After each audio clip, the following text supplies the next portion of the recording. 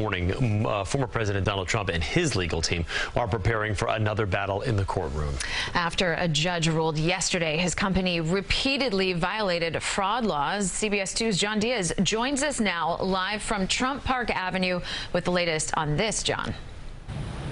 Yeah, Chris and Natalie, good morning to both of you. Well, Trump Park Avenue right here behind me, just one of the properties that prosecutors insist the former president submitted false information about and engaged in related fraud, repeated fraud rather, for years, if not for decades. Now, the court ruling saying that former President Donald Trump, along with his two sons, Donald Jr. and Eric, quote, massively overvalued his assets and exaggerated his net worth in making deals and securing favorable loans and lower insurance premiums. The judge summarizing Trump's bookkeeping saying, quote, this is a fantasy world, not the real world. Going on to say it is beyond dispute that Trump and his company provided banks with false information that misrepresented his wealth by as much as $3.6 billion. The ruling came in response to a request by the New York Attorney General Letitia James back in September of last year, claiming the former president and his sons committed extensive fraud for more than a decade.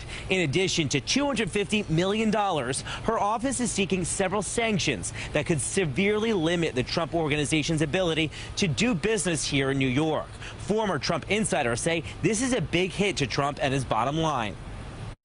I think it's a big blow to him. I think obviously for the financial aspect of it, but you know Donald Trump, it's a big blow for his ego. The perception of failure is just devastating for him, as a person. The problem was he would take something that an ordinary person would say, yeah, it's probably worth somewhere between 8 and 12 million.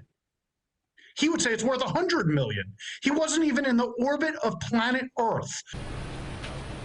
Now, when Trump was deposed in the case last year, he gave the fifth 400 times. And last night, Donald Trump, he did post on social media calling this an attack on him, an attack, in his words, quote, that's devolved to new un-American depths. Now, we are told that the case is scheduled to go to trial early, scheduled to go on Monday. For now, we are live this morning from the Upper East Side. John Diaz, CBS 2 News. Okay, John, thanks. Well,